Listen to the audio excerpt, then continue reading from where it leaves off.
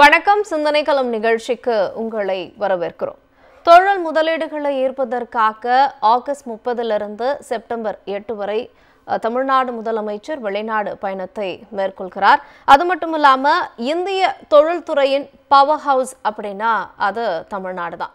அதிக தொழிலாளர்களை கொண்ட மாநிலம், அதிக வேலை வாய்ப்புகளில் முதன்மையில் இருக்கக்கூடிய மாநிலம், தொழில்துறையிலையும் முதன்மையில் இருக்கக்கூடிய மாநிலம் அப்படின்னா அது தமிழ்நாடு தான். அது மட்டும் இல்லாமல் 2030க்குள்ள $1 trillion பொருளாதார நிலையை தமிழ்நாடு எட்டணும் அப்படிங்கிறது முதலமைச்சரினுடைய மிகப்பெரிய கனவு. அந்த கனவை நோக்கிய ஒரு பயணம் தான் இந்த வெளிநாடு பயணம். இது குறித்து தான் இன்றைய சிந்தனை களம் நிகழ்ச்சியில் நாம் பேச இருக்கிறோம். தொழில் முதலீடுகளால் பிரகாசமான எதிர்காலத்தை உருவாக்குவோம், ஜெர்மனியில் தமிழ்நாடு முதலமைச்சர். இந்த அமர்வில் நம்முடைய சிறப்பு விருந்தினர்களும் இணைந்திருக்கிறார்கள். திமுகவிலிருந்து சூரிய கிருஷ்ணமூர்த்தி அவர்கள் நம்முடைய இணைந்திருக்கிறார். காங்கிரஸிலிருந்து இனியன் ராபர்ட் அவர்கள் இன்னும் சற்று நேரத்தில் இணைப்பின் வாயிலாக இணைய இருக்கிறார். சிறு குறு மற்றும் நடுத்தர தொழில்துறையிலிருந்து ரகுநாதன் அவர்கள் நம்முடைய இணைந்திருக்கிறார். அரசியல் விமர்சகர் ராமவைரமுத்து அவர்கள் நம்முடைய இணைந்திருக்கிறார். நிகழ்ச்சிக்கு உங்கள் அனைவரையும் வரவேற்கிறேன். முதல் கேள்வியாவே நான் திரு ரகுநாதன் கிட்ட இருந்தே ஆரம்பிக்கணும்னு நினைக்கிறேன். ரகுநாதன், முதலமைச்சரினுடைய இந்த வெளிநாடு பயணம் குறித்த உங்களுடைய முதல் கட்ட கருத்து. வணக்கம். இன்றைய காலகட்டம் ஒரு அசாதாரணமான ஒரு சூழ்நிலை. அமெரிக்க விதிப்பினுடைய பாதிப்பு குறிப்பாக தமிழகத்தை அதிகமாக தாக்க தொடங்கியுள்ளது. நிச்சயமா அந்த திருப்பூர், கோயம்புத்தூர் அந்த சைட்ல வரும்பொழுது நிறைய குறு சிறு வியாபாரங்கள் இதனால பெருமளவுல பாதிக்கப்படும் அமெரிக்காவுடைய இந்த வரி விதிப்பால. சோ அந்த காலகட்டத்துல முதலமைச்சருடைய இந்த வெளிநாட்டு பயணம், இந்த நேரத்துல இந்த பயணம் ஏற்பட்டிருக்கிறது மிக மிக டைம்லி விசிட்னு சொல்லணும். அப்கோர்ஸ் இதுக்கு முன்னாடியே இதுக்கு திட்டமிடல் இருந்திருக்கும். பட் இந்த நேரத்துல இது கரெக்டாக ஏற்படுத்தப்பட்டுள்ள ஒரு விசிட். ஜெர்மனி எப்படி ஒரு இம்பார்ட்டன்ஸ் பெறுதுன்னு பார்ப்போம். எந்த ஒரு மேனுஃபேக்சரிங்க பத்தி பேசினாலும் ஜெர்மனி தான் அதுல முதல்ல இருக்கக்கூடிய ஒரு நாடு. ஜெர்மனி மேனுஃபேக்சர்ட் ப்ராடக்ட் அப்படின்னாலே லைஃப் லாங் ரிலையபிலிட்டி இருக்கும்னு சொல்லப்படுறது. இப்ப மெர்சிடிஸ் காரை எடுத்துக்கோங்க, அது ஜெர்மனியினுடைய தயாரிப்பு தான். எந்த ஒரு பெரிய லெவல்ல ஒரு புரட்சி மேனுஃபேக்சரிங்ல நடக்குதுன்னா அது ஜெர்மனி நாட்டை சார்ந்ததான் இருக்க முடியும். அப்போ தமிழகத்துல தான் மேனுஃபேக்சரிங் செக்டருடைய வளர்ச்சி மிக அதிகம். இன்றைக்கு நம்ம நகர்வு கன்வென்ஷனல் இண்டஸ்ட்ரியல் செக்டர்ல இருந்து எமர்ஜிங் இண்டஸ்ட்ரியல் செக்டரை நோக்கி நம்ம நகர்ந்துகிட்டு இருக்கிறோம். ஃபார் எக்ஸாம்பிள் சொல்லணும்னா முந்தி ஆட்டோமொபைல் செக்டர் தமிழகத்துல காலோடியது. ஆனால் இப்போ எலக்ட்ரிக் வெஹிக்கிள் செக்டர் இப்போ வளர்ச்சி பெற்றிருக்கு. அதே மாதிரி ரொபாட்டிக்ஸ், அதே மாதிரி இண்டஸ்ட்ரியல் ஆட்டோமேஷன், அதே மாதிரி குளோபல் நாலேஜ் சென்டர் ஜிசிசின்னு சொல்லப்படுறது, லாஜிஸ்டிக் சென்டர், ட்ரோன் டெக்னாலஜி, அத மாதிரி இப்போ இந்த காலகட்டம் மிகப்பெரிய மாறுதல்களை சந்தித்துக் கொண்டிருக்கிற ஒரு தருணம் இருக்கு. ஒரு தொழிற்சாலை இயங்கணும்னா ரெண்டு விஷயம் வேணும். ஒண்ணு டெக்னிக்கல் ஸ்கில், டெக்னிக்கல் நாலேஜ் அல்லது ஒரு இம்பார்ட்டன்ஸ் இன் தி மேனுஃபேக்சரிங் லைன்ல வேணும். இரண்டாவது அதை தயாரிக்கும் முறை, methodology of manufacturing, lean manufacturing சொல்லுவோம், டிஃபெக்ட் ஃப்ரீ மேனுஃபேக்சரிங் சொல்லுவோம், வேஸ்ட் இல்லாத பொருட்கள்னு சொல்லுவோம். அப்போ இத மாதிரியான ஒரு நாட்டிற்கு அந்த நாட்டிலே இப்போ மிக கடுமையான ஒரு காலகட்டத்துல ஜெர்மனி இருந்துகிட்டு இருக்கு. அப்ப அந்த ஜெர்மனியில மேனுஃபேக்சரிங் பண்ணக்கூடிய சிறு குறு தொழில்கள் மைக்ரேட் பண்றதுக்கு பார்த்துக்கிட்டு இருக்கிறது ஒரு காலகட்டம். பெரும் தொழில்கள் இன்டர்நேஷனல் மார்க்கெட்ல மூவ் பண்றதுன்றது எல்லாருக்கும் அறிந்ததுதான். இப்போ சீமென்ஸ் கம்பெனி எடுத்துக்கிட்டா அது ஜெர்மனியை சேர்ந்ததுதான். ஆனா அது ஒரு மிகப்பெரிய ஒரு கார்பரேஷன். அது ஏற்கனவே இந்தியாவில் கால் ஒன்று. ஆனால் சிறு குறு தொழில்கள் ஜெர்மனியில் இருக்கக்கூடியவை காஸ்ட் எஃபெக்டிவான ஒரு மேனுஃபேக்சரிங்கை தேடி வரக்கூடிய ஒரு காலகட்டம். அப்போ இந்தியாவிலே குறிப்பாக தமிழகத்திலே இயங்கிக் கொண்டிருக்கிற சிறு குறு தொழில்கள் தாங்கள் கன்வென்ஷனலா இத்தனை வருடங்களாக தயாரித்துக் கொண்டிருந்த ப்ராடக்ட்ஸ் இப்போ புது மாதிரியான தயாரிப்பதற்குண்டான புது டெக்னாலஜியை உருவாக்குறதுக்காக புது மெத்தடாலஜியில மேனுஃபேக்சரிங் பண்றதுக்கான தருணம் இது. அப்ப அவங்களுடைய நேச்சுரல் பார்ட்னர்ஷிப் வந்து ஜெர்மனி கிட்டத்தான் இருக்கும் முதல். அப்போ இந்த முதலமைச்சருடைய விசிட் நிறைய பேர் நினைக்கிறாங்க இவர் போனாக்க வரைச்சு ஒரு சூட்கேஸ் நிறைய முதலீடுகள் வந்துடும், அதுக்காக ஒரு சீஃப் மினிஸ்டர் போறதில்லை. சீஃப் மினிஸ்டர் ஒரு நாட்டிற்கு செல்கிறார் என்றால் 3 விஷயங்கள் அதுல பார்க்கப்படும். ஒன்று, அவர் அந்த நாட்டினுடைய முக்கியமான தொழில் வளர்ச்சி என்ன, தொழில் புரட்சி என்ன, எதை நோக்கி அந்த நாடு பயணப்பட்டிருக்கிறது, தொழில் வளத்துல வேலை வாய்ப்புல அப்படின்றத ஒரு முதல் கட்ட ஆய்வுக்காக போராடும். இரண்டாவது, அங்க இருக்கக்கூடிய இந்தியர்கள், குறிப்பாக தமிழர்கள், தமிழகத்திலே முதலீடு செய்ய வேண்டும், தமிழகத்திற்கு ஏதாவது ஒரு வகையில அவங்களுடைய எக்ஸ்பீரியன்ஸ் எக்ஸ்பர்டைஸ் உதவ வேண்டும், நல்லுறவு பேணுவதற்காக. இரண்டாவது. மூன்றாவதாக அவர் செல்வது ஒரு cultural development between the 2 cities. இப்ப பியூரோக்ராட்ஸை பார்க்கறது, அவர் அந்த நாட்டிலே இருக்கக்கூடிய ஒரு சிட்டியினுடைய மேயரையோ அல்லது அந்த சிட்டியினுடைய பொலிட்டிக்கல் லீடரையோ சந்திப்பதுன்றது இந்த இரு தமிழ்நாட்டிற்கும் அந்த மாநிலத்திற்கும் ஒரு உறவை புதுப்பிப்பதற்காக. இத மாதிரி அனைத்து வழியிலும் ஒரு பார்வை பெருகலாக இருக்க வேண்டும் என்பதற்காக செல்வது. இதற்கு முன்பு இருந்த சில விசிட்டும் முதலமைச்சருடைய பயணம் ஒரு நல்ல விளைவுகளை கொடுத்திருப்பதை பார்க்கிறோம். இன்வெஸ்ட்மெண்ட் அப்படின்றது இன்றைக்கு பேசலாம், இன்றைக்கு எப்படி என்னென்ன எதிர்பார்க்கிறாங்கன்னு புரிந்து கொள்ளலாம், அதனால தமிழகத்திற்கு என்ன நன்மைன்னு முதலமைச்சர் புரிஞ்சுக்கலாம். அந்த நன்மைகளுக்கு நம்ம என்ன விதத்துல பாலிசியை மாற்றி அமைக்கணும் அப்படின்றத யோசிக்கலாம். அதுக்கப்புறம் அவங்க வருவாங்க, மறுபடியும் இந்த இடத்துல என்னென்ன ரா மெட்டீரியல் இருக்கு, இந்த இடத்துல என்னென்ன இன்ஃப்ராஸ்ட்ரக்சர் இருக்கு, இங்கிருந்து எப்படி ஏற்றுமதி செய்ய முடியும்ன்றத பார்ப்பாங்க. அப்போ அதுக்கப்புறம் புரிந்துணர்வு ஒப்பந்தங்கள் ஏற்படுத்தப்படும், அதுக்கப்புறம் பைனான்சியல் க்ளோசர் வரும், எந்த இடத்துல அந்த ஆலை அமைய போகுதுன்றது தெரியும். அதற்கப்புறம் அந்த ஆலை அமைக்கப்பட்டு அது கன்ஸ்ட்ரக்ஷன் முடிந்து அந்த தொழிற்சாலை இயங்க ஆரம்பிக்கு. இதுதான் மொத்த ஸ்டெப். இந்த படிக்கட்டிலே முதல் படிக்கட்டு இவரது விசிட். நிறைய பேர் கேட்கலாம், இவர் போனாதான் வருமா, போகாமையே வரலாம் அப்படின்றது கேட்கலாம். பல விஷயங்கள் நல்லுறவுக்காக ஏற்படுத்தப்படும். நான் வருவது, நான் அங்க போய் அங்க இருக்கிறவங்களை சந்தித்து அவங்க கிட்ட எங்களுடைய தமிழ்நாட்டிற்கு வாங்க, முதலீடு செய்யுங்க என்று ஒரு முதலமைச்சர் சொல்வதே அந்த நாட்டில் இருக்கக்கூடிய இண்டஸ்ட்ரியலிஸ்டுக்கு ஒரு பெரிய வாய்ப்பாக இருக்கும். அப்ப அவர் கூட ஒரு 1-on-1 டிஸ்கஷன், தனிப்பட்ட முறையில் பேசும் பொழுது என்ன தேவைன்னு புரிந்து கொள்ள முடியும். அப்போ இத மாதிரியான செயல்கள் ஒரு கத்தியை பட்டை தீட்டுவது போல், ஒரு புத்தியை அகலப்படுத்துவது போல், பிற்காலத்திற்கு ஒரு 3 ஆண்டுகள் கழித்து என்ன டெக்னாலஜி வளரப் போகிறதுன்றதை இன்றைக்கே விதையிலேயே பார்ப்பதற்காக செல்லப்படுகிற விஷயத்து தான் இது. இந்த நம்ம 2 விஷயத்தை பார்க்கணும். ஒண்ணு கடந்த 3 ஆண்டுகளிலே தமிழகம் எத்தனையோ விதமான முதலீடுகளை ஏற்றுள்ளது, புரிந்ததுதான். அந்த 3 ஆண்டுகளும் மிக கடுமையான ஒரு காலகட்டத்துல, அதாவது மற்ற குஜராத் அல்லது உத்தரப்பிரதேசம் அல்லது மகாராஷ்டிரா போன்ற மாநிலங்கள் ஒன்றிய அரசினுடைய சப்போர்ட் மூலம் சில இண்டஸ்ட்ரீஸ இங்க வர வேண்டியதை அவங்க மாநிலத்திற்கு எடுத்து செல்லும் போது அதையும் மீறி தமிழகத்திற்கு கொண்டு வர்றதுன்றது ஒரு மிகப்பெரிய ட்ரெண்ட். அதுல முதலில் ஈடுபட்ட திரு தங்கம் தென்னரசு அவர்கள் சிறப்பான ஒரு பிளாட்ஃபார்ம் அமைத்து கொடுத்தார். அடுத்து வந்திருக்கக்கூடிய இளைஞர் திரு டிஆர்பி ராஜா அவர்கள் அதை பன்மடங்கு தனது அறிவை உபயோகப்படுத்தி, தன்னுடைய பர்சனல் கான்டாக்டை உபயோகப்படுத்தி, அவருடைய புரிதல் நல்லா இருக்கு, அவருடைய மற்றவர்கள் கூட அவர் பழகும் விதம் நல்லா இருக்கு. இன்றைக்கும் நம்ம சொல்றது என்ன, சாம்சங்ல இருந்து ஒரு சிஇஓ இறங்கும் பொழுது ஏர்போர்ட்ல இருந்து ராஜா அவர்களே தன்னுடைய கார்ல அவரை கூட்டிட்டு தானே டிரைவ் பண்ணிட்டு போனதை பற்றி இன்னும் நிறைய பேர் பேசுறத கேள்விப்பட்டிருக்கேன். இது ஒரு பர்சனலைஸ்டு டச் கொடுக்கறத பார்த்துருக்கேன். ஒரு ஃபியூச்சரிஸ்டிக் டெக்னாலஜியை தமிழகத்துக்கு வர வைப்பதை பார்க்கிறேன்.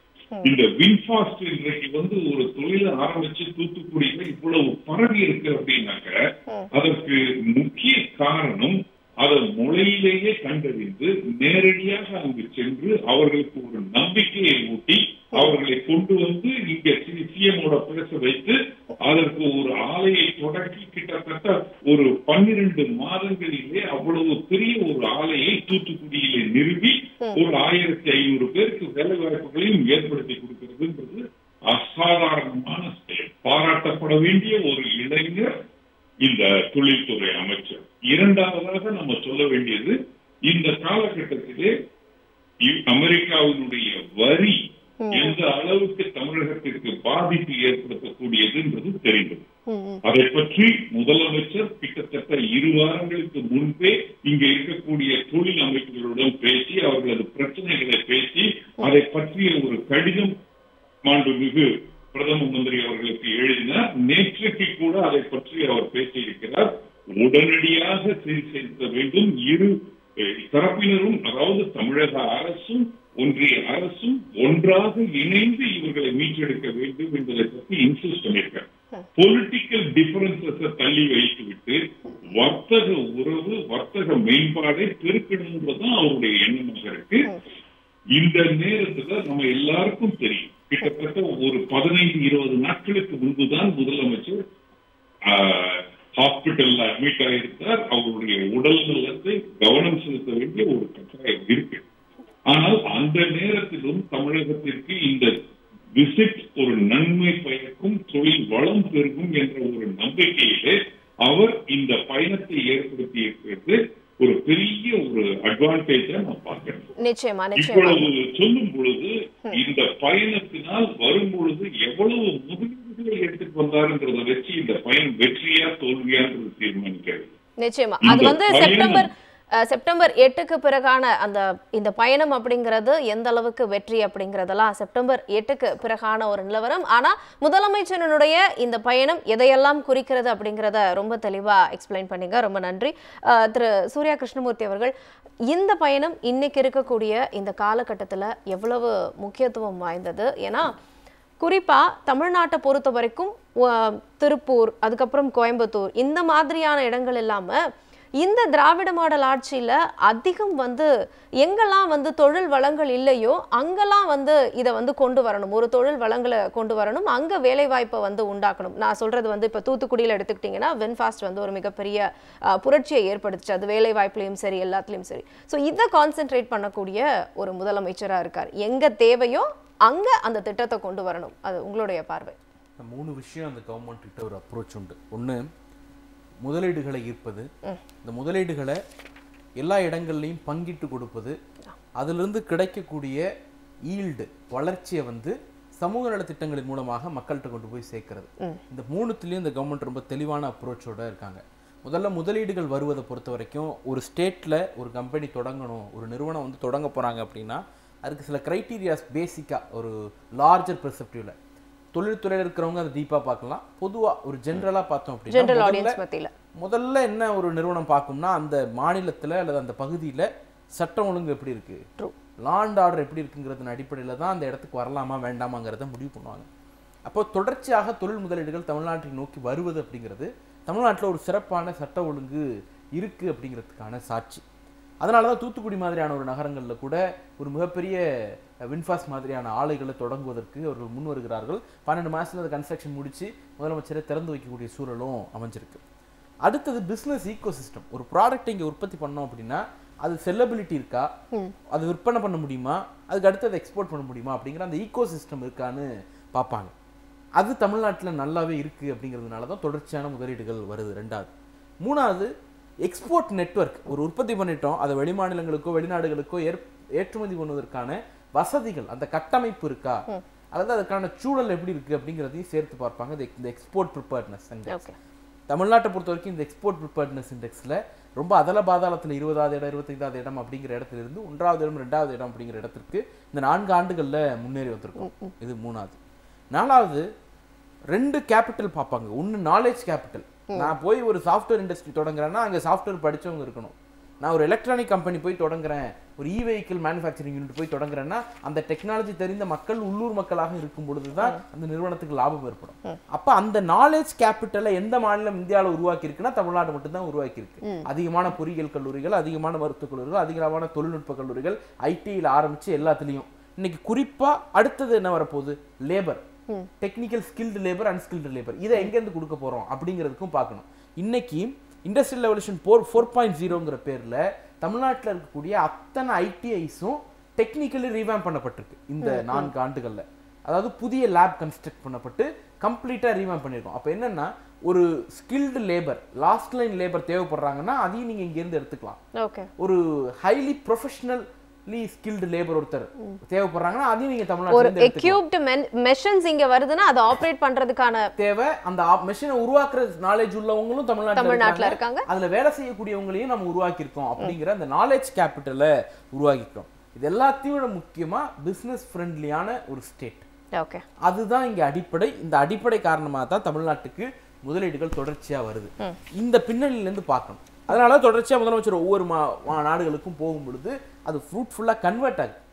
இந்த கன்வர்ஷன் தான் தமிழ்நாட்டில் இந்த திராவிட மாடல் அரசினுடைய அடிப்படை சாதனை. இன்னொன்னு, இது ஏதோ சும்மா வெளிநாட்டுக்கு போறாரு வராரு அப்படிங்கிறதெல்லாம் எதிர்கட்சிகள் வைக்கக்கூடிய குற்றச்சாட்டா மட்டும் தான் பார்க்க வேண்டியிருக்கு. நம்மகிட்ட ஒரு தெளிவான பாலிசி இன்டர்வென்ஷன் இருக்கு. உதாரணத்துக்கு தமிழ்நாடு கவர்மெண்ட்ல குளோபல் கேப்பபிலிட்டி சென்டர் பாலிசின்னு ஒன்று இருக்கு, ஜிசிசி பாலிசின்னு.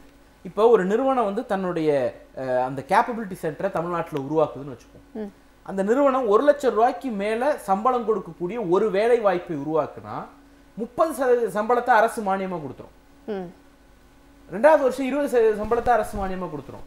3வது வருஷம் 10% சம்பளத்தை அரசு மானியமா கொடுத்துரும். அப்ப இங்க இன்ஜினியரிங் படிச்ச ஒரு கிராஜுவேட் ஒரு ஜிசிசி சென்டருக்கு போய் அப்ளை பண்றாங்கன்னா 80,000 ரூபாய் தான் அவங்களுக்கு சம்பளம் கொடுக்குற அளவுக்கு இருக்குன்னா அந்த நிறுவனம் ஆட்டோமேட்டிக்கா 1 லட்சம் ரூபாய் கொடுக்கும். ஏன்னா 30,000 ரூபாய் அரசாங்கம் கொடுத்துட்டு போயிடும்.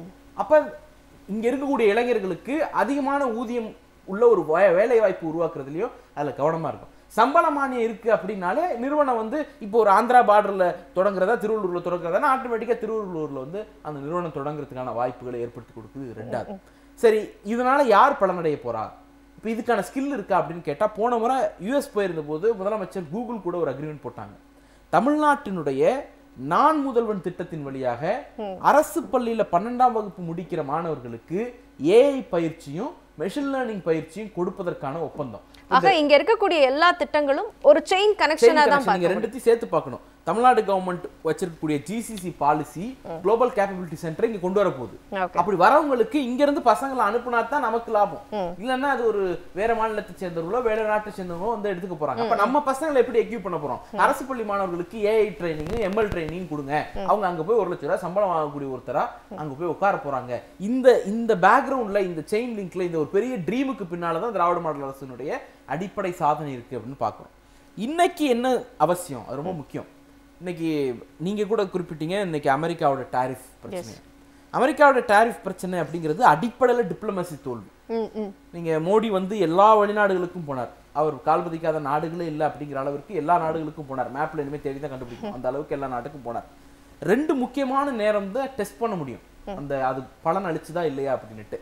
ஒண்ணு, ஒரு போர் காலத்துல நமக்கு யாரெல்லாம் ஆதரவா நின்னா, யாரும் இல்ல. அதனாலதான் டிப்ளமேட் டீம் வந்து ஒவ்வொரு நாடுகளுக்கும் நம்ம குழு அனுப்பணும். அந்த ஆதரவு இல்லாத காரணத்தினால, டு எக்ஸ்பிளைன் இல்லாத காரணத்தினால சோ அவர் டிப்ளமசி ஃபெயிலியர்ங்கிறது தெரிஞ்சது.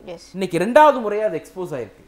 யுஎஸ் டாரிஃப்க்கு எதிரா எந்த நாட்டு மேல ஒரு டாரிஃப் இம்போஸ் பண்ணாலும் அந்த நாடு 2 முக்கியமான வேலையை பார்த்திருக்கு. ஒண்ணு, அவருக்கு எதிரான பதிலடியை கொடுத்திருக்கு, அமெரிக்காவுக்கு எதிரான பதிலடியை கொடுத்திருக்கு.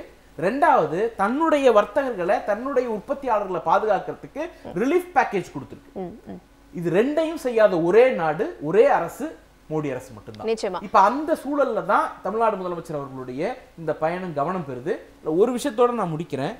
தமிழ்நாட்டுல இன்னைக்கு காலையில கைடன்ஸ் அமைப்பு, தமிழ்நாட்டினுடைய வழிகாட்டி, தொழில் வழிகாட்டி நிறுவனம், கைடன்ஸ் நிறுவனம் ஒரு புள்ளிவர வெளியிட்டு இருக்காங்க. தமிழ்நாட்டுக்கு இந்த யுஎஸ் டாரிஃப் 50% ஹைக்குனால இந்த ஓராண்டுல, நான் சொல்றது ஒரே வருடத்துல, தமிழ்நாட்டுக்கு மட்டும் 34,642 கோடி ரூபாய் இழப்பு ஏற்படும் அப்படின்னு கணிச்சிருக்காங்க. இந்த 34,642 கோடியில 14,000 கோடி தொழில்துறையில, டெக்ஸ்டைல்ஸ்ல மட்டும், ஆயத்த ஆடைகள்ல மட்டும். இப்ப இந்த பேக்ரவுண்ட்ல இருந்து பாத்தீங்கன்னா 34,000 கோடிங்கிறது சாதாரண பணம் கிடையாது. மகளிர் உரிமை தொகைக்கு ஆனுவல் பட்ஜெட்டே 13,000 கோடி தான். இன்னைக்கு அதை விட 3 பங்கு, ஏறக்குறைய 2.5 பங்கு, 2.25 பங்கு இன்னைக்கு கொடுத்திருக்கிறத விட 3 பேருக்கு அதிகமா கொடுக்கலாம். ஒரு நபர் கொடுத்தோம்னா 3 பேருக்கு கொடுக்கலாம். ஒன்றிய அரசாங்கம் ஒரு ஆண்டு முழுக்க தமிழ்நாடுக்கு கொடுக்கக்கூடிய கிராண்ட் உதவி மானியமே 20,000 கோடி தான். அதை விட 2 பங்கு 34,000 கோடி நட்டம் ஏற்படுது. தமிழ்நாட்டுடைய ஓன் டாக்ஸ் ரெவன்யூ விட 2 பங்கு அதிகமா, சரி நான் டாக்ஸ் ரெவன்யூ விட 2 பங்கு அதிகமான இழப்பு. ஒன்றிய அரசாங்க வரி பகிர்வுல கொடுக்கறதே 50,000 கோடி தான். இதுல 34,000 கோடி லாஸ் ஏற்பட போகுது. அப்ப இந்தியாவிலேயே இந்த டாரிஃப் ஹைக்னால அதிகம் லாபம் நட்டம் அடைய போது தமிழ்நாடு. இவங்க ரஷ்யன் ஆயில் ப்ராடக்ட் பர்ச்சேஸ் பண்ணதுனால அதிக லாபம் அடைஞ்சது குஜராத்திகள். 2 குஜராத்தி லாபம் அடைந்தார், தமிழ்நாடு இன்னைக்கு நட்டம் அடைஞ்சது. இதுதான் இந்த யதார்த்தம். இந்த சூழல்ல தான் தொழில் நிறுவனங்களை ஈர்ப்பதற்காக முதலமைச்சருடைய பயணம்ங்கிறது கவனம் பெறும். திரு ரகுநாதன், அதே மாதிரி முதலமைச்சரினுடைய இந்த பயணம் குறித்த பல்வேறு அவதூறுகளையும் நம்மளால பார்க்க முடியுது. நிறைய குற்றச்சாட்டுகளையும் முன்வைக்கிறாங்க. இதெல்லாம் ஒரு பக்கம் இருக்கட்டும், வெளியுறவுத்துறை, நம்ம சூர்யா சொன்ன மாதிரி வெளியுறவுத்துறை கொள்கையில இந்தியா அடைஞ்சிருக்கக்கூடிய அந்த மிகப்பெரிய பின்னடைவை நீங்க எப்படி பாக்குறீங்க? கிரிஜா, நிச்சயமா இந்த வரி விதிப்பை பொறுத்தவரை தவிர்த்திருக்க வேண்டிய ஒரு நிகழ்வு. எப்போ இந்தியாவினுடைய கிட்டத்தட்ட $85 பில்லியன் ஏற்றுமதி அமெரிக்கா, சர்ப்ளஸ் ஏற்றுமதி $45 பில்லியன், அதாவது இறக்குமதிக்கும் ஏற்றுமதிக்கும் உள்ள வித்தியாசமே $45 பில்லியன். பாதிப்பு இவ்வளவு இருக்க போகிறது அப்படின்னு தெரிந்து கூட இந்த வாய்ப்பை நழுவ விட்டது ஒரு மிகப்பெரிய ஒரு பின்னடைவாகத்தான் நான் பார்க்கிறேன். ஒன்று. இரண்டாவது, இதை தீர்ப்பதற்கு எடுத்திருக்கக்கூடிய நடவடிக்கைகளும் இதுவரை சரியாக படவில்லை. ஃபார் எக்ஸாம்பிள், கடந்த 2 வாரங்களுக்கு முன்பே அந்த 25% அதிக வரி என்பது அறிவிக்கப்பட்டது. ரஷ்யாவிடமிருந்து நாம பெரும் ஆயில்னால அந்த போருடைய வளர்ச்சிக்கு நம்ம உதவுகிறோம் என்று, மறைமுகமாக உதவுகிறோம் என்று சொல்லி அபராத வரியாக 25%. அப்போ அதை தவிர்க்கிறதுக்கு என்ன பண்றோம்னா, மறுபடியும் நம்ம அவர் எரிச்சல் மூடக்கூடிய அளவுக்கு தான் நம்ம நடவடிக்கைகள் இருக்கு. அவர்னு நான் சொல்றது அமெரிக்க ஜனாதிபதி ட்ரம்ப் அவர்களை சொல்றேன். இப்ப நம்ம சைனால போய் நட்புறவு பாராட்டுறதோ அல்லது ரஷ்யாவுக்கு கூட போய் இன்னும் க்ளோஸாக நம்ம இன்வால்வ் ஆகிறதோ, இப்ப கூட பிரதமர் சீனால தான் இருக்காரு. அப்போ அவருக்கு ஒரு எதிர்ப்பு தான் நம்ம சம்பாதிச்சுட்டு வரோம். இரண்டாவது நம்ம இதை எந்த விதத்திலும் 4 முறை நம்ம தொடர்பு கொண்டோம், ஆனால் மோடியுடன் பேச முடியவில்லை என்று சொல்வது ஒரு பேசிக் கட்டசி. அது எனக்கு யாராவது போன் பண்ணி எடுக்க முடியலன்னா உடனடியா அவங்க போன் ரிட்டர்ன் பண்ணுவாங்க. அப்ப அது உண்மையா பொய்யான்னு கூட தெரிய மாட்டேங்குது. அந்த மாதிரி இருந்தால் ஏன் பேசவில்லை இந்த அவசர கதியிலன்றது ஒரு புறம். இன்னொரு புறம் என்ன பார்க்கணும்னா, இந்த பாதிப்பு தாக்கும் பொழுது இங்க இருக்கக்கூடிய தொழில்களின் நலிவை எப்படி நம்ம தடுத்து நிறுத்த போறோம்ன்றது இரண்டாவது. இப்ப சென்னையில ஒரு மிகப்பெரிய புயல் வரப்போகுது அப்படின்றது அறிகுறி காணினாச்சு அரசு என்ன பண்ணணும், உடனடியாக பேக்கப் சப்போர்ட்டை ரெடி பண்ணிக்கணும். முன்னெச்சரிக்கை நடவடிக்கைகள்ல ஈடுபடணும். முன்னெச்சரிக்கை நடவடிக்கைகள்ல ஈடுபடணும். பகுதியில் இருக்கிற ஒரு மண்டபத்துல தங்க வைக்கிறதாகட்டும், உணவு வகைகளை ஏற்பாடு செய்யறதாகட்டும், மோட்டர் இதெல்லாம் ஏற்பாடு செய்யறது, இதெல்லாம் ப்ரிப்பேர்ட்னஸ் சொல்லுவோம். பட் அந்த மாதிரியான ப்ரிப்பேர்ட்னஸும் பண்ணல. இப்போ முதலமைச்சர் கடிதம் எழுதி 2 வாரங்களுக்கு மேல ஆகுது. அது அவர்கிட்ட கன்வே பண்றாரு. இந்த தமிழகத்தில் இயங்கக்கூடிய இண்டஸ்ட்ரீஸ் மிகப்பெரிய ஒரு பாதிப்பை சந்திக்கக்கூடியதாக சொல்றாங்க. இண்டஸ்ட்ரியலிஸ்ட் எல்லாரையும் கூப்பிட்டு பேசுன இந்த வசதிகள், குறிப்பான கோரிக்கைகளை வைக்கிறார். பொதுவாக சொல்லல, நீங்க ஏதாவது பண்ணுங்கன்னு சொல்லல, இந்த பண்ணி கொடுங்கன்றது குறிப்பானது. இதையும் ஒரு என்ன பண்ண போறோன்றது கூட இதுவரை சொல்லவில்லை என்பது ஒரு மிகப்பெரிய ஒரு வருத்தத்தை தான் கொடுக்கிறது. அப்போ இதனுடைய, அதாவது எரியிற நெருப்புல நம்ம தண்ணி ஊத்துறதுக்கு பதிலா எண்ணெய் ஊத்து, அது இன்னும் கொழுந்து விட்டு எரிய போகுது. வரக்கூடிய நாட்களிலே கிட்டத்தட்ட இந்திய அளவிலே 3 கோடி பேருக்கு வேலை இழக்கும் அபாயம் இருக்க போகுதுன்னு எல்லாரும் சொல்லிட்டு இருக்கோம். நான் ஒரு அகில இந்திய சங்கத்தினுடைய தலைவர். அப்போ என்னுடைய டேட்டா பேஸ் இந்தியா மொத்தத்திலிருந்து வருகிற தகவல். அப்போ தமிழகத்தில் இருக்கக்கூடிய இண்டஸ்ட்ரீஸுடைய பாதிப்பு தான் இந்திய அளவுல மிக மிக கடுமையாக இருக்க போகுது. இது ரெண்டு விஷயத்துல நமக்கு செட் ஆகும். ஒண்ணு நம்ம ஒரு சைடுல இண்டஸ்ட்ரியல் வளர்ந்த மாநிலமாக உருவாகி we are not competing within other states in India. We are competing with a foreign nation. Okay. அந்த அளவுக்கு நம்ம முன்னேறிக்கிட்டு இருக்கிறோம். இன்றைக்கு ஆப்பிள் போன் அமெரிக்காவிலே கிட்டத்தட்ட 80% ஆப்பிள் போன் தமிழகத்திலே உருவாக போவதாக செய்திகள் வரும்போது பெருமை அடைய வேண்டியதா ஒரு இந்திய அளவிலே அதிக பர்சன்டேஜ்ல பெண்கள் வேலை செய்யும் மாநிலமாக தமிழகம் இருக்கிறது என்பது ஒரு பெருமைப்படக்கூடிய விஷயம். மேனுபேக்சரிங் அல்லது சிறு தொழில்கள் அதிகமாக இருக்கக்கூடிய மாநிலம். தொழில்துறையில, தொழிலாளர்கள்ல, வேலை வாய்ப்புல எல்லா விஷயத்திலையும் நம்ம பாடுபடுறோம், கஷ்டப்படுறோம், உழைக்கிறோம். அப்போ ஆனால் அதுக்கு ஒரு சரியான ஒரு அணுகுமுறையில ஒன்றிய அரசு கை நீட்டலையோன்ற ஒரு கவலை இருக்கு. நிச்சயமா இதை தெளிவுபடுத்தணும். இன்றைக்கு நாங்க எதிர்பார்க்கிறோம். நேற்றுக்கு இருந்து இங்க நிதியமைச்சர் இங்க இருக்காங்க. அவங்க இண்டஸ்ட்ரியலிஸ்ட் பார்ப்பாங்க. அவங்க இண்டஸ்ட்ரியலிஸ்ட் ஏதாவது ஒரு அனௌன்ஸ்மெண்ட் இன்னைக்கு கொடுப்பாங்கன்னு எதிர்பார்ப்போம். நிச்சயமா இந்த கடுமையான வரி விதிப்பை இந்தியா எப்படி சமாளிக்க இருக்கு அப்படிங்கறத பத்தி பிரதமர் நிச்சயம் பேசியே ஆகணும் அப்படிங்கறத உங்களுடைய கருத்தா நான் எடுத்துக்கிறேன். இணைப்பின் வாயிலாக உங்களுடைய கருத்துக்களை பகிர்ந்து கொண்டமைக்கு மிக்க நன்றி ரகுநாதன். திரு ராம வைரமுத்து சார், நேத்து முதலமைச்சருடைய வெளிநாடு பயணம் குறித்து எதிர்க்கட்சி தலைவர் ஒரு அறிக்கையை வெளியிட்டிருக்காரு. பல்வேறு கேள்விகளை அவர் முன் வச்சிருக்காரு. என்னென்ன முதலீடுகள் இது வரைக்கும் வந்திருக்கு, அப்படி எந்த பெரிய ரிசல்ட்டையும் நான் பார்க்கல அப்படிங்கிற மாதிரியான ஒரு கருத்தையும் முன் வச்சிருக்காரு. தொழில்துறை அமைச்சர்லாம் போனா பத்தாதா, முதலமைச்சரும் போகணுமா, இந்த மாதிரியான சில விஷயங்களையும் அவர் கேட்டிருக்காரு. உங்களுடைய பார்வை? பூனை கண்ணை மூடிக்கொண்டால் உலகமே இருட்டாகிவிடும் என்பதை போல தான். அவருக்கு தெரியல அப்படிங்கிறதுனால உண்மை இல்லாமல் போய்விடாது. இப்போது முதல்வர் இதற்கு முன்பாக ஒரு 5 நாடுகளுக்கு போயிருக்கார். இந்திய ஐக்கிய அரபு அமீரகம், Japan, Spain, Singapore and America. இந்த 5 நாடுகளுக்கு அவர் சென்றதன் மூலமாக 36 புரிந்துணர்வு ஒப்பந்தங்கள் மேற்கொள்ளப்பட்டிருக்கிறது.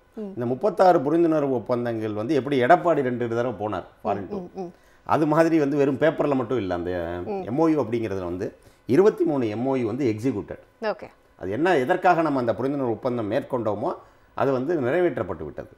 அதே மாதிரி அவர் போயிட்டு வந்ததில் பார்த்தீங்கன்னா ஏறத்தாழ ஒரு 18,498 கோடி முதலீடு ஈர்க்கப்பட்டிருக்கிறது. அதன் மூலமாக வேலை வாய்ப்பை பெற்றவர்கள் ஒரு 30,037 பேர். ஸோ இப்படி ஒரு ரிசல்ட் ஓரியன்ட் தான் ஆல்ரெடி நம்ம கொடுத்துருக்கோம். அடுத்து பார்த்தீங்கன்னா ஏற்கனவே போன அந்த 5 நாடுகளை விட்டு இப்போது புதிதாக நாடுகள்.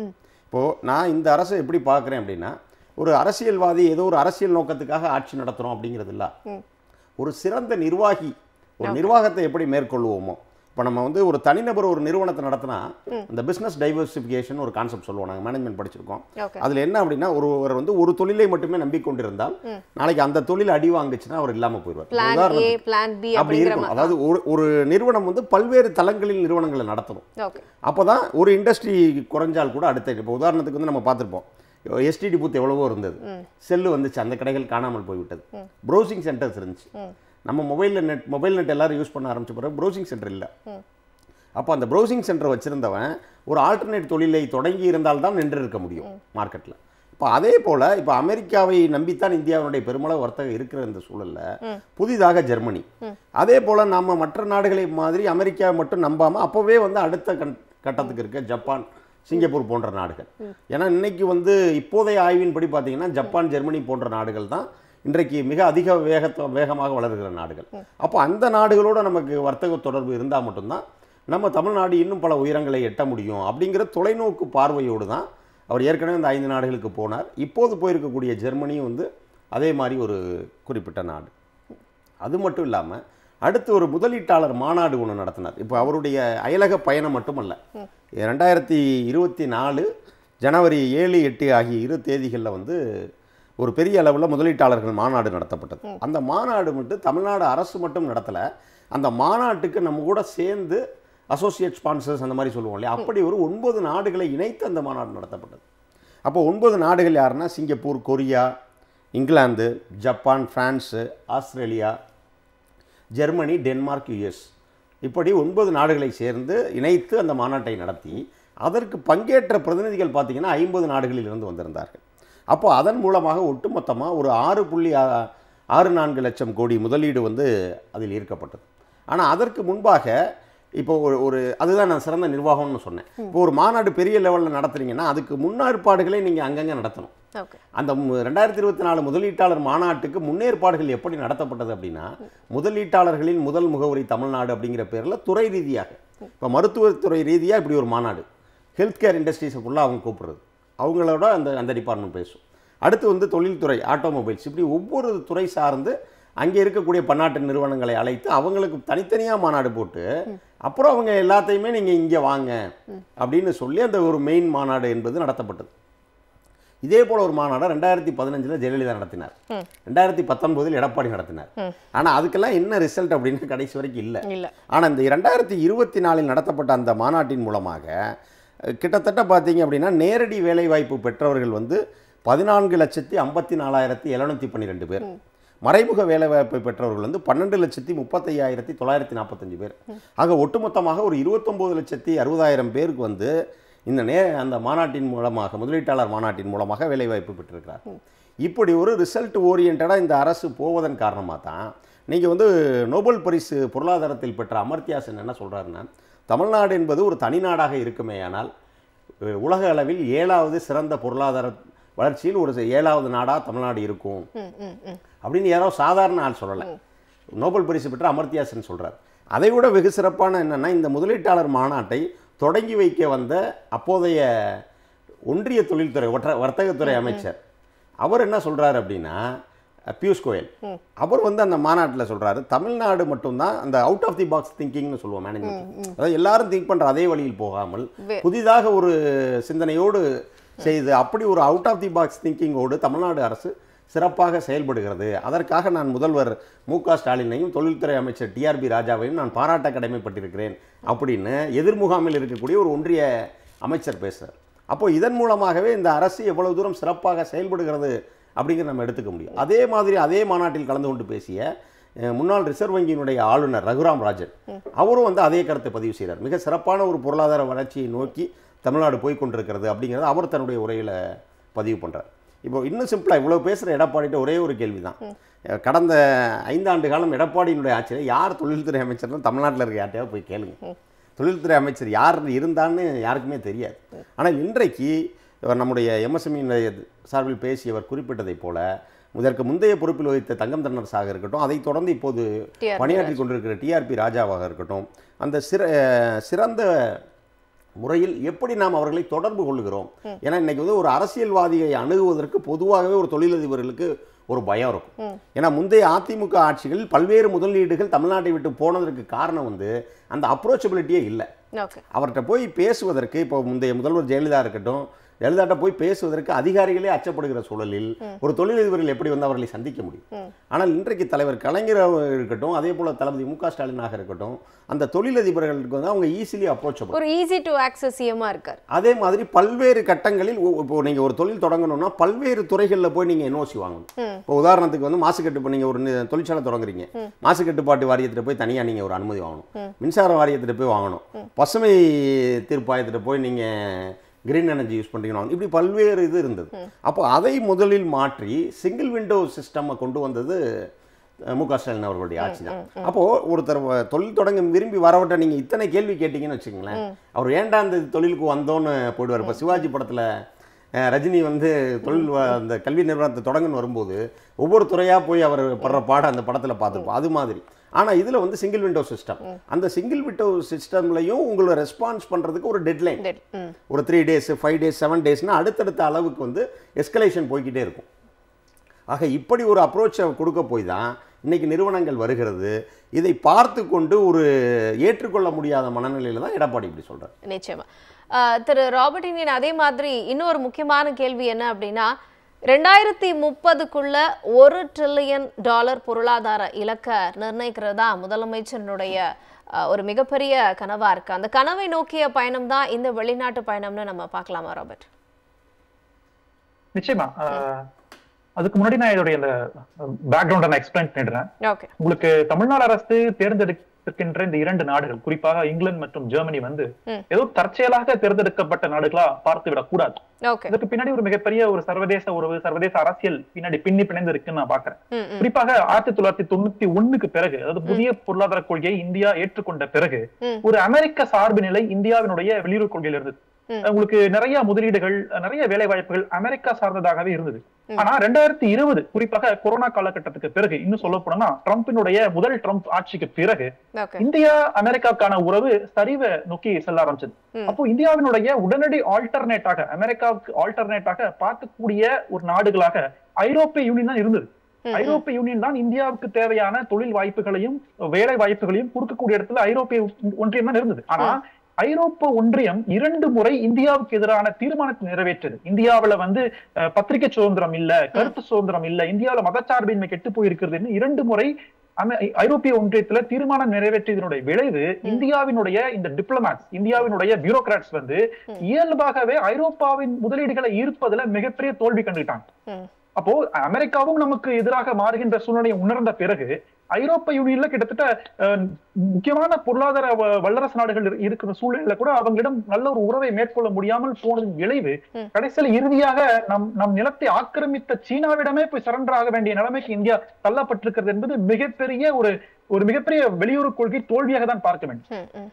அப்போ உங்களுக்கு ரஷ்யாவிலிருந்து சீனாவிலிருந்து தொழில் வாய்ப்புகளோ அல்லது வேலை வாய்ப்புகளோ வருமானா அதுக்கு எந்த விதமான அடிப்படையும் இல்லை. ஏன்னா நமக்கு போட்டியாக உருவா இருக்கிற நாடு சைனா. ரஷ்யா நமக்கு எந்த அளவுக்கு கொடுப்பாங்கன்னு நமக்கு எந்த விதமான உத்தரவாதம் இல்லை. அப்போ நமக்கு இம்மீடியட் ஆல்டர்னேட்டாக இருக்கக்கூடிய நாடுகள் ஐரோப்பிய யூனியன் தான். அப்போ ஒன்றிய அரசு ஐரோப்பிய யூனியன் நோக்கி நகர்வதற்கு முன்னாடியே தமிழ்நாடு அரசு ஒரு போர்காஸ்ட் பண்ணி தன்னுடைய தொழில்துறையும் தன்னுடைய எதிர்கால முதலீடுகளையும் ஐரோப்பாவிலும் தான் உள்ள கொண்டு வரணும் என்று ஜெர்மனியும் இங்கிலாந்தையும் தேர்ந்தெடுப்பது மிகப்பெரிய ஒரு புத்திசாலித்தனமான நகர்வாக நான் பாக்குறேன். அப்போ உங்களுக்கு குறிப்பாக இங்கிலாந்து அரசு பிரெக்சிட்டுக்கு பிறகு, ஐரோப்பிய யூனியன்ல இருந்து வெளியே வந்ததுக்கு பிறகு முதல்ல பாக்ட், எக்கனாமிக் பாக்ட் சைன் பண்ண நாடு இந்தியா. 24ஆம் தேதி ஜூலை மாசம் 2025ஆம் ஆண்டு, போன மாசத்துக்கு முன்னாடி, ஒரு மாசத்துக்கு முன்னாடி இந்திய பிரதமரும் இங்கிலாந்து பிரதமரும் ஒரு ஒப்பந்தம் கையெழுத்திட்டாங்க. அதுல வந்து இந்தியாவில இருந்து வரக்கூடிய இளைஞர்களுக்கு வீசா ரெஸ்ட்ரிக்ஷன்ஸா இருக்கட்டும், அதே மாதிரி இந்தியாவில் வரக்கூடிய தொழில்களுக்கான சலுகைகளா இருக்கட்டும், ஏகப்பட்ட சலுகைகளை இங்கிலாந்து அரசு இந்தியாவுக்கு வழங்கி இருக்கிறது. அதே மாதிரி ஐரோப்பிய ஒன்றியம் தர ரெடியா இருக்கு. ஆனா அது ஒன்றிய அரசு எந்த அளவுக்கு பயன்படுத்தியது என்பது மிகப்பெரிய கேள்வி. அப்போ இந்திய அரசு பயன்படுத்துறதுக்கு முன்னாடியே தமிழ்நாடு அரசு ரொம்பவே ஃபார்வர்ட் திங்கிங்காக, ஃபோர்காஸ்டாக இங்கிலாந்தை சூஸ் பண்ணதா இருக்கட்டும், ஜெர்மனி சூஸ் பண்ணதா இருக்கட்டும், உண்மையிலே பாராட்டப்பட வேண்டிய ஒன்றா இருக்கு. ஏன்னா இன்றைக்கு இருக்கிற சூழ்நிலை யூபிஏ மாதிரி கிடையாது. அன்றைக்கு காங்கிரஸ் திமுக ஆட்சியில பாத்தீங்கன்னா உங்களுக்கு வந்து ஐடி செக்டார் டெவலப்மெண்டா இருக்கட்டும், அதே மாதிரி ஆட்டோமொபைல் செக்டர் டெவலப்மெண்டா இருக்கட்டும், இந்தியாவில் வரக்கூடிய பெரும்பான்மை முதலீடுகள் தமிழை நோக்கி தான் திருப்பப்பட்டன.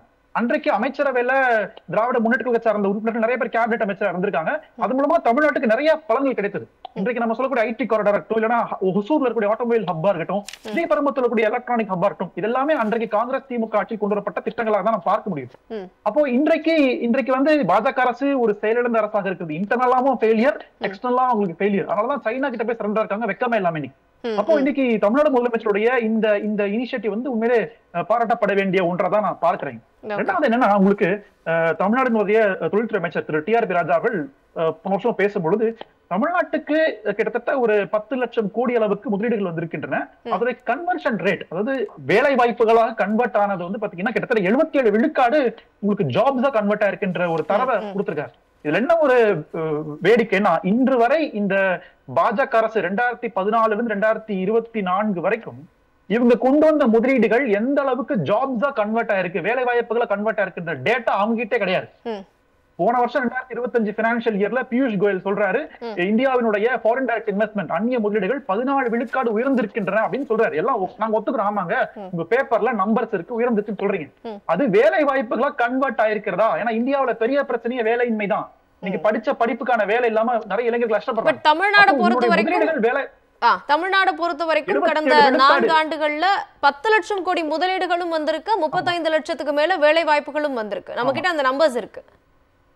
நம்ம கிட்ட அக்யூரேட் நம்பர்ஸ் இருக்குது. and 77% கன்வர்ஷன் ரேட் இருக்குன்றது தொழில்துறை அமைச்சரே சொல்றாரு. ஆனா அத குறைந்தபட்சம் அந்த டேட்டாவை கூட கொடுப்பதற்கு ஒன்றிய அரசிடம் எந்த விதமான ஒரு இதுமே இல்ல, நேர்மை இல்ல. அப்போ அதுதான் இங்க புரிஞ்சுக்க முடியும். அப்போ இது எல்லாமே வந்து தமிழ்நாடு ஒரு சரியான பாதையில போயிட்டு கொண்டிருக்கிறது. நம்மளுடைய அந்த ஃபியூச்சர் பிளானிங்கா இருக்கட்டும், விஷனா இருக்கட்டும் சரியா இருக்குன்னு புரிஞ்சுக்க முடியும். நிச்சயமா திரு சூர்யா, அதே மாதிரி என்னென்ன தொழில்துறைகள் வந்திருக்கு, என்னென்ன டெவலப்மெண்ட்ஸ்லாம் நடந்திருக்குன்னு உங்களால புள்ளி விவரத்தை சொல்ல முடியுமா அப்படின்னு எதிர்க்கட்சி தலைவர் ஒரு கேள்வியை முன்வைக்கிறாரு. ஆனா அவரோட ஆட்சி காலத்திலையும் அவர் இதே மாதிரி வெளிநாடு பயணமெல்லாம் மேற்கொண்டிருக்காரு. அப்ப அவர் ரிலீஸ் பண்ண அந்த புள்ளி விவரத்திலே பாத்தீங்கன்னா நிறைய மாற்றங்கள் இருந்துச்சு. அந்த நம்பர்ஸ்ல எல்லாம் மிகப்பெரிய டிஃபரன்ஸ் இருந்துச்சு. அதெல்லாம் அப்பவே வந்து சொல்லப்பட்டுச்சு. பட் அப்படி இருக்கும் பொழுது தன்னை மாதிரி தான் இன்னொரு சிஎம்மும் இருப்பாரோ அப்படிங்கிற மாதிரியான ஒரு கேள்வி, ஒரு பார்வை தான் அவர்கிட்ட இருக்கா? இல்லை, அதாவது வெளிநாட்டு முதலீடுகள், அதை ஈர்ப்பது, தொழில்துறை வளர்ச்சி, இந்த மாதிரியான விஷயங்கள்லாம் இருக்குல்ல, இதுக்கும் எடப்பாடி பழனிசாமிக்கும் துளியும் சம்பந்தம் கிடையாது. ஏன்னா எடப்பாடி பழனிசாமி அப்படிங்கிறவர் ஒரு ஆக்சிடென்டல் சீஃப் மினிஸ்டர், ஏலம் விடப்பட்டு பதவிக்கு வந்தவர். நிர்வாக அறிவு அப்படிங்கிறதெல்லாம் அவருக்கு இன்னும் பெரிதாக இருக்கணும்னு எதிர்பார்ப்பது தப்பு. ஏன்னா டு த பாயிண்ட் பேசணும் அப்படின்னா, வெளிநாடுகளுக்கு போய் நீங்கள் என்ன எடுத்துகிட்டு வந்தீங்க, என்ன முதலீடுகளை எடுத்துகிட்டு வந்தீங்க, அது குறித்து வெள்ளை அறிக்கை வெளியிட முடியுமா அப்படின்னு தமிழ்நாடு சட்டமன்றத்தில் திராவிட முன்னேற்ற கழகம் கேட்டபோது சட்டமன்றத்திலே எடப்பாடி பழனிசாமி முக்கியமான ஒரு விஷயத்தை சொன்னார். அதுக்கு பிறகும் சொன்னார். என்ன சொன்னார்னா, வெள்ளை அறிக்கை வெளியிடுவது அப்படிங்கிறது தொழில் முதலீடுகள் வருவதை பாதிக்கும், காம்படிட்டர்ஸ் மற்ற ஸ்டேட்ஸ் அவங்களை அட்ராக்ட் பண்ணி கூட்டிகிட்டு போயிடுவாங்க, அதனால வெள்ளை அறிக்கை வெளியிடுவது அப்படிங்கிறது இந்த ப்ராசஸை பாதிக்கும், ஸோ அதை நாங்கள் வெளியிடுறது இல்லை அப்படின்னார். இன்னைக்கு அந்த logic same logic will exist.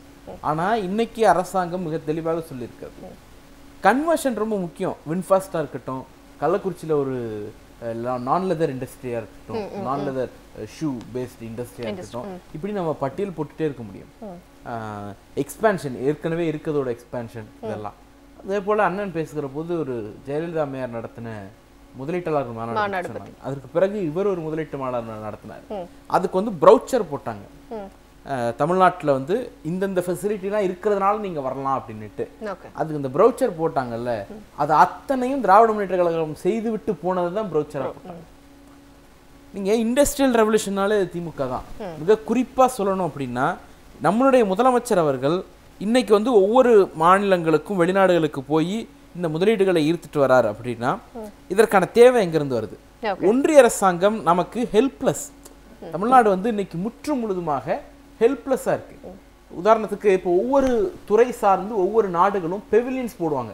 இப்போ உதாரணத்துக்கு ஒரு ஜெர்மனில் வந்து ஒரு கான்க்ளேவ் நடக்கும், எக்ஸ்போஸ் நடக்கும், யூரோப்பில் எக்ஸ்போஸ் நடக்கும், இண்டஸ்ட்ரியல் பேஸ்ட் எக்ஸ்போஸ். வெவ்வேறு நாடுகள் வந்து தங்களுடைய ப்ராஜெக்ட்ஸை, தங்களுடைய ஐடியாஸை டிஸ்பிளே பண்ணி அந்தந்த நாட்டு முதலீட்டாளர்களை ஈர்ப்பதுங்கிறது வழக்கம். இந்தியன் பெவிலியனுங்கிறது எல்லா எக்ஸ்போஸ்லையும் இடம்பெறுது. அந்த இந்தியன் பெவிலியனுக்கு போகிறவங்க தமிழ்நாட்டுக்கு ஏதாவது ஒரு இண்டஸ்ட்ரியை கன்வெர்ட் பண்ணி கூட்டு வந்திருப்பாங்களா? அனுப்புறது பூரா ஒன்றிய அரசாங்கம். அங்கே அஃபிஷியல்ஸை போடுறது, இந்த எக்ஸ்போஸில் கொண்டு போய் பார்ட்டிசிபேட் பண்ணுறது, அந்த பெவிலியன்ஸை நடத்துறது, எல்லாம் ஒன்றிய அரசாங்கம். மோடி அரசாங்கம் தமிழ்நாட்டுக்கு ஒரே ஒரு இண்டஸ்ட்ரியை கொண்டு வந்து கொடுத்துச்சு அப்படின்னு சொல்ல முடியுமா? அடுத்தது, இங்கே வரக்கூடிய இண்டஸ்ட்ரியையும் தன்னுடைய ஆளக்கூடிய மாநிலங்களுக்கு அவங்க கடத்திட்டு போகக்கூடிய வேலையில் ஈடுபடுறாங்க.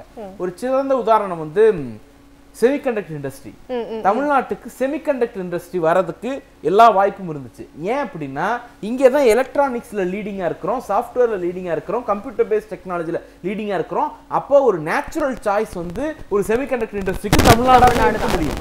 ஆனால் தமிழ்நாட்டை சேர்ந்த நிறுவனங்களே குஜராத்துக்கும் உத்தரப்பிரதேசத்துக்கும் என்ன காரணம்?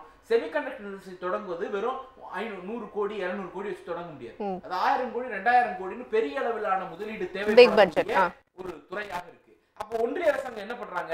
செமிகண்டக்டர் பாலிசின்னு ஒண்ணு கொண்டு வந்து 50% மூலதனம் மானியமா ஒன்றிய அரசு கொடுத்துரும். 1000 கோடிக்கு ஃபேக்டரி எஸ்டாப்ளிஷ் பண்ணனும்னா 500 கோடியை ஒன்றிய அரசாங்கம் கொடுத்துரும். அந்த 500 கோடியை கொடுக்குற அளவுக்கு ஸ்டேட் வந்து பட்ஜெட் கிடையாது. ஏன்னா எல்லா வரி விதிப்புரிமையும் இவங்க எடுத்துட்டு போயிட்டாங்க. இப்ப இந்த சூழல்ல எங்க வருதுன்னா, நீ குஜராத்ல தொடங்குனா உனக்கு வந்து கேபிட்டல் மானியம் உண்டு, நீ அசாம்ல தொடங்குனா கேபிட்டல் மானியம் உண்டு, நீ உத்தரப்பிரதேசல தொடங்குனா கேபிட்டல் மானியம் உண்டு, அவங்க ஆளக்கூடிய மாநிலங்கள்ல மட்டும் கேபிட்டல் மானியம் கிடையாது அப்படின்னு ஓரளா மிரட்டுது. இத முதலமைச்சர் கோயம்புத்தூர் பொதுக்கூட்டத்தில் எக்ஸ்போஸ் பண்ணார். ஏதாவது ஒருத்தர் பதில் சொல்லியிருப்பாங்களா? அப்ப வெளிநாடுகள்ல இருந்து எந்த தொழிலையும் இங்க வாங்கிட்டு வரது கிடையாது, கொடுக்கறது கிடையாது. இங்க இருக்கிற தொழிலையும் மிரட்டி தன்னுடைய மாநிலத்துக்கு கொண்டு போவதுங்கிற ஒரு நாசக்கார வேலையை பிஜேபி செயல்படுத்திட்டு இருக்கிறது. அதை எதிர்த்து முறியடித்துதான் இன்னைக்கு இந்தியாவிலேயே எந்த மாநிலமும் செயல்படுத்தாத அளவுக்கு 11.2% வளர்ச்சி அப்படிங்கிறத தமிழ்நாடு அச்சீவ் பண்ணி காட்டியிருக்கு.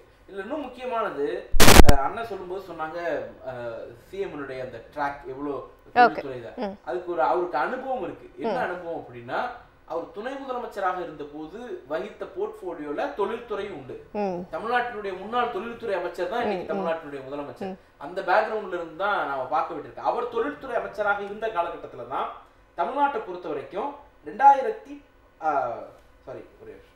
2006ல தமிழ்நாட்டோட மொத்த இண்டஸ்ட்ரி 23,000 தொழிற்சாலைகள். அவர் தொழில்துறை அமைச்சராக இருந்து முடிச்சிட்டு ஆட்சியை விட்டுட்டு போகும்பொழுது தமிழ்நாட்டோட மொத்த இண்டஸ்ட்ரி 39,000. இப்போ 23,000 இண்டஸ்ட்ரியில இருந்து 39,000 இண்டஸ்ட்ரியா தூக்கி நிறுத்தின அரசு திராவிட முன்னேற்ற கழக அரசு 2006-11ல. அந்த காலகட்டத்தில் ஏறக்குறைய 2-2.5 ஆண்டுகள் தொழில்துறையை கவனித்தவர் இன்றைய முதலமைச்சர். அந்த அனுபவத்திலிருந்து தான் தொழில்துறை எப்படி இயங்கும், அதனுடைய ப்ராடக்ட் தான் இன்னைக்கு வந்து சிங்கிள் விண்டோ. இந்த சிங்கிள் விண்டோ அப்ரோச்ங்கிறது அந்த காலகட்டத்தில் கொண்டு வந்தது. அதை இன்னைக்கு எஸ்டாப்ளிஷ் பண்ணிருக்கோம். 10 ஆண்டுகள் குடி தோண்டி பதிச்சுட்டு இருந்தாங்க. இவங்க லஞ்சம் கேட்டாங்கிறதுக்காக ஓடிய நிறுவனங்களுடைய பட்டியலே நம்மளால எடுத்துக்கணும் அதிகம். அப்படி இருக்கும் பொழுது தமிழ்நாடு இன்னைக்கு தொழில்துறையில ஒரு மிகப்பெரிய புரட்சியை செய்யுதுன்னா அது தமிழ்நாடு முதலமைச்சருடைய தொலைநோக்கு பார்வையும் அவருடைய அனுபவம் மட்டும்தான் காரணம். வேற யாருக்கும் இதுல பக்கம். நிச்சயமா திரு ராம வைரமுத்து அவர்கள் சூர்யா பேசும்பொழுது இன்னொரு விஷயமும் சொன்னாரு, தொலைநோக்கு பார்வை. 2021ல பதவி ஏற்ற உடனேவே அடுத்த 10 ஆண்டுக்கான திட்டம் தான். எதுவுமே வந்து ஆட்சியில் இருக்கிற வரைக்குமான திட்டம் அப்படிங்கிறதெல்லாம் கிடையாது. எல்லாமே வந்து அடுத்த 10 ஆண்டுக்கான திட்டம். இப்ப கூட 2030ல $1 trillion பொருளாதார இலக்கு. எல்லாத்தையும் ஒரு தொலைநோக்கு பார்வையோட அணுகக்கூடிய ஒரு முதலமைச்சர். நீங்க உங்களோட பார்வை என்ன? அதாவது அடுத்த தேர்தலை பற்றி சிந்திப்பவன் அரசியல்வாதி, அடுத்த தலைமுறையை பற்றி சிந்திப்பவன் எல்லாமே வந்து ஒரு சமூகத்துக்கான இன்வெஸ்ட்மெண்ட், சமூக நீதிக்கான இன்வெஸ்ட்மெண்டாவும் எல்லாமே பண்றாங்க. கண்டிப்பா. ஏன்னா ஒரு அடுத்த தேர்தலை பற்றி மட்டும் அணுகுறாங்க அப்படின்னா அவங்களுக்கு வந்து வேற எதுவும் தோணாது. ஆனா இவர் வந்து தேர்தல் வெற்றி தோல்விகளை தாண்டி இந்த தலைமுறை எப்படி வளர்த்தெடுப்பது. இப்போ முதல் பேசும்போதே சூர்யா சொல்லியிருந்தார், அதாவது ஒரு இண்டஸ்ட்ரி வருதுன்னா அந்த இண்டஸ்ட்ரிக்கு தேவையான மேன் பவரையும் இங்கே நம்ம ரெடி பண்றோம். அதாவது பாத்தீங்கன்னா ஒரு நிறுவனம் புதிதாக வரணும் அப்படின்னா 3Msன்னு சொல்லுவோம். அதாவது மணி வேணும், மேன் பவர் வேணும், மெஷின்ஸ் வேணும். அப்போ நீங்க மணின்னு வர்ற இடத்துல முதலீடுகளிலும் நம்ம கொடுக்குறோம், அவர்களுக்கு வந்து பல்வேறு மானியங்கள் கொடுக்குறோம். அதே போல மேன் பவர்னு வரும்போது நம்ம ஸ்கில்டு மேன் பவர் கொடுக்குறோம். அதே போன்று வந்து மிஷின்ஸ்னு வரும்பொழுது அந்த மிஷின்ஸ் வாங்குறதுலேயும் நம்ம மானியங்கள் கொடுக்குறோம். இப்படி அனைத்து வழிகளிலும் வந்து இந்த தொழில் நிறுவனங்களுக்கு இந்த அரசு வந்து உதவிகரமாக இருக்கிறது. அதே போல் பார்த்தீங்க அப்படின்னா இது 2 விதமாக எடுத்துக்கலாம். அதாவது இந்த இண்டஸ்ட்ரி வரணும்னா இங்கே படித்தவங்க இருக்கணும், அதே மாதிரி இங்கே படித்தவங்க இருக்கணும்னா அவனுக்கு வேலை வாய்ப்பு கிடைக்கணும். ஏன்னா இன்னைக்கு வந்து ஒரு காலத்தில் வந்து எங்கேயோ ஒரு ஊருக்குள்ளே போனால் ஒரு இன்ஜினியர் வீடுன்னு கேட்டால் ஒரு வீடை காமிப்பாங்க. ஆனால் இன்றைக்கு வீட்டுக்கு ஒருவர் இன்ஜினியர். யார் இது கொண்டு வந்தா? முதல் தலைமுறை பட்டதாரிகளுக்கு வந்து நீங்கள் தொழிற்கல்வி படித்தா உங்களுக்கு ஒரு 50% மானியமாக அரசு கட்டும் அப்படின்னு சொன்னதன் விளைவு தான் இன்னைக்கு நிறைய பேர் முதல் தலைமுறை படித்து விட்டு வந்தார்கள். அப்போ படிச்சுட்டு வந்தவங்களுக்கு வேலை வாய்ப்பு வேணும். அப்போ வேலை வாய்ப்பு வேணும்னா நம்ம நிறுவனங்களை கூட்டிகிட்டு வரணும். அப்போ இது வந்து எப்படின்னா ஒரு வின் சிச்சுவேஷன் தான். அங்கிட்டு நிறுவனம் வர்றதுக்கு படித்தவங்க வேணும், இங்கே படித்தவங்க வேலை பார்க்க நிறுவனம் வேணும். அப்போ இரண்டையுமே பேலன்ஸ் பண்ணி கொண்டு போய் நீங்கள் ஏதாவது ஒன்று மட்டும் செஞ்சீங்க அப்படின்னா அது நிற்காது. படிச்சுட்டு வேலை இல்லைன்னா வேலை இல்லாத திண்டாட்டம் ஒரு பெரிய விஷயமா இருக்கும். இல்லை நிறுவனம் வந்துட்டு அவனுக்கு சரியான வேலைக்கு ஆள் கிடைக்கலன்னா அவங்க வேற பக்கம் போக நினைப்பாங்க. அப்போது இரண்டையும் பேலன்ஸ் பண்ணி இங்கிட்டு ஒரு பக்கம் மக்களுடைய தரத்தை, அதோடைய மாணவர்களுடைய தரத்தை, பட்டதாரிகளுடைய தரத்தையும் உயர்த்திக்கிட்டே இருக்கணும், இங்கிட்ட அவர்களுக்கு வேலை வாய்ப்பு கொடுப்பதற்கான நிறுவனங்களையும் கொண்டு வந்துக்கிட்டே இருக்கணும். அப்படிங்கிற ஒரு சரியான ஒரு அப்ரோச்சோடு இவங்க போகிறாங்க. இன்னொன்று வந்து பார்த்தீங்க அப்படின்னா இது முதலில் இருந்தே இருக்கிறது. இப்போது முந்தைய கலைஞர் ஆட்சி நீங்கள் 96-2001 எடுத்துக்கிட்டீங்கன்னா ஐடி பாலிசி இந்தியாவில் வேறு எந்த மாநிலங்களும் கொண்டு வராதற்கு முன்பாக தகவல் தொழில்நுட்ப துறைக்குன்னு ஒரு பாலிசி கொண்டு வராங்க. அதே மாதிரி 89-91 கலைஞர் முதல்வராக இருக்கும் பொழுதே கணினி பாடத்திட்டத்தை கொண்டு வர்றாரு. கணினி அறிவியலை வந்து பாடத்திட்டமாக கொண்டு வர்றாரு. இப்படி பல்வேறு விதத்தில் அவர்களை கொஞ்சம் கொஞ்சமாக வந்து மக்களை அன்னைக்கு அதை இன்ட்ரடியூஸ் பண்ணதன் விளைவு தான் இன்னைக்கு நம்ம ஏஐ எம்எல் எல்லாத்தையும் நம்ம மாணவர்களுக்கு நடத்த முடியுது. ஆக இப்படி அவங்க வந்து வெறும் அடிப்படை கல்வி, அதற்கு ஈக்குவலாக வந்து தொழில்நுட்ப அறிவு, அதுக்கு தாண்டி வந்து அவங்க வெளியில் போகிறதுக்கு வந்து கம்பெனிஸு, அந்த நான் முதல்வன் திட்டம் என்பது வந்து வெறுமனே பயிற்சி மட்டும் கொடுக்குற திட்டம் இல்லை, அந்த பயிற்சி மூலமாக வேலை வாய்ப்பு. அதே மாதிரி அதில் வந்து நீங்கள் இன்னும் மேற்படிப்பு படிக்கிறீங்கன்னா அதுக்கும் வாய்ப்பு. அதாவது ஒரு மாணவன் படிப்பு முடிக்கும் போது என்னென்ன அவென்யூஸ் அவங்களுக்கு இருக்குன்னா, ஒன்று உயர்கல்விக்கு போவாங்க, இல்லை வேலை வாய்ப்புக்கு போவாங்க, இல்லை தொழில் முனைவோருக்கு போவாங்க. இந்த மூணையுமே அரசு ஊக்குவிக்குது. உயர்கல்விக்கு போறியா, கிராமப்புற மாணவர்களுக்கு கண்டிப்பா இன்னைக்கு பாத்தீங்கன்னா உயர்கல்விக்கு போறியா, உயர்கல்வி போற மாணவர்களுக்கான அவங்களுக்கு தொகை கொடுக்குறாங்க. இப்போ ஐஐடி ஜேஇ எழுதுவதற்கு அவர்களுக்கு வந்து வாய்ப்பளிக்கப்படுகிறது, பயிற்சி அளிக்கப்படுகிறது. அரசு பள்ளி மாணவர்கள் வந்து ஐஐடி போறவங்களுக்கு ஒரு விழா எடுத்து பாராட்டி அவங்களை அனுப்புறாங்க. அப்படி உயர்கல்வி நிறுவனங்களுக்கு போறவங்களுக்கான கட்டணத்தை அரசே முழுமையாக செலுத்தும்னு சொல்லி அறிவிச்சு அதன்படி அரசு தான் கொடுத்துட்டு இருக்கு. ஆக இப்படி வந்து அதே மாதிரி தொழில் முனைவோர் போறாங்க அப்படின்னா அந்த ஸ்டார்ட் அப் நிறுவனங்கள் ஊக்குவிக்கப்பட்டு அவங்களுக்கு ஃபண்டிங் கொடுக்குறாங்க, இன்வெஸ்ட்மெண்ட் கொடுக்குறாங்க, அவங்க ஆண்டர்பிரனராக ஆக முடியும். அதே போல் தொடர்ந்து இல்லை நீங்கள் வேலைக்கு தான் போகணுன்னா நான் முதல்வர் திட்டத்தின் மூலமாகவே கம்பெனிஸை கூட்டிகிட்டு வந்து கேம்பஸ் இன்டர்வியூஸ் கண்டக்ட் பண்ணுறாங்க. இப்படி எல்லா விதத்திலும் வந்து அந்த மாணவர்களுக்கும் பயிற்சி அளித்து அவர்களை வந்து சரியாக பிளேஸ் பண்ணுறதுக்கு தேவையான இண்டஸ்ட்ரீஸையும் கொண்டு வந்து இந்த இரண்டு தளத்திலும் ஒரு சமநிலையை ஏற்படுத்துவது அப்படிங்கிறதுனால தான் நம்மளால் ஒரு தொலைநோக்கு பார்வையோடு போக முடிகிறது. இதில் வெறுமனை தொலைநோக்குன்னு மட்டும் நம்ம சிந்திக்கிறோம். நான் இது இன்னொன்று ஒரு ஆங்கிள் எப்படி பார்க்குறேன்னா, இது வரலாற்று தொடர்ச்சி. என்ன அப்படின்னா, கரிகால் சோழனை வந்து சொல்லுவாங்க, இந்தியாவில் வந்து உலக பல நாடுகளுக்கும் சென்ற பாய்மர கப்பல் செலுத்தி போய் பல நாடுகளோடு வணிகத்தை வந்து பெருக்கியவர் அப்படின்னு. அன்னைக்கு கரிகால் சோழன் பாய்மர கப்பலில் போனார், இன்னைக்கு விமானத்தில் நம்ம முதலமைச்சர் போய் இன்னைக்கு பல நாடுகளோடு வர்த்தகத்தை ஏற்படுத்தி கொண்டிருக்கிறார். ராபர்ட், இறுதியா ஒரே ஒரு கேள்வி, முதல்வரினுடைய இந்த முதலீட்டு புரட்சி, தொழில் புரட்சி குறித்த உங்களுடைய இறுதிக்கட்ட பார்வை சுருக்கமா? இது ஒரு நான் ஏற்கனவே சொன்ன மாதிரி தான், இது ஒரு சர்வதேச அரசியலை வந்து தெளிவா ஃபோர்காஸ்ட் பண்ணி தமிழ்நாட்டினுடைய ஐடியாலஜியோட அது விஷனரைஸ் பண்ணி ரெண்டுத்தையும் கம்பைன் பண்ணி தான் இதை கொண்டு போறாங்கன்றத புரிஞ்சுக்க முடியுது. ஒரே பாயிண்ட் ஆட் பண்ணணும் அப்படின்னா, உங்களுக்கு ஆக்ஸ்போர்ட் பல்கலைக்கழகத்துல தந்தை பெரியாரினுடைய புகைப்படம் திறப்பது என்பது மிகப்பெரிய அரசியல் நிகழ்வா பார்க்கணும்னு நினைக்கிறேன். ஏன் அப்படின்னா, உங்களுக்கு இந்தியாவே கொண்டாடப்பட வேண்டிய ஒரு தலைவர் இன்றைய வந்து பாஜக ஆட்சியில் இருப்பதனால இன்றைக்கு தமிழ்நாடு மட்டுமே கொண்டாடக்கூடிய ஒரு சூழ்நிலை இன்னைக்கு எழுந்திருக்கிறது. ஆக்ஸ்போர்ட் ஒரு சர்வதேச பல்கலைக்கழகத்துல ஒரு சமூக நீதி, சுயமரியாதை பேசிய தலைவரின் புகைப்படம் அங்க வருது என்பது மிகப்பெரிய ஒரு பெருமையான ஒரு விஷயம் தான். ஆனா இன்றைக்கு இந்த ஆட்சி இருக்கிறதுனால இருக்கிறது வருத்தமான செய்தி தான் இருக்கு. நிச்சயமா தொலைநோக்கு பார்வையோடு சிந்திக்கக்கூடிய ஒரு முதலமைச்சரை நாம பெற்றிருக்கோம். நிகழ்ச்சியில் கலந்து கொண்ட உங்கள் அத்தனை பேருக்கும் என்னுடைய மனமார்ந்த நன்றி. நேயர்களே, சிந்தனை களம் நிகழ்ச்சி நிறைவு பெறுகிறது. வணக்கம்.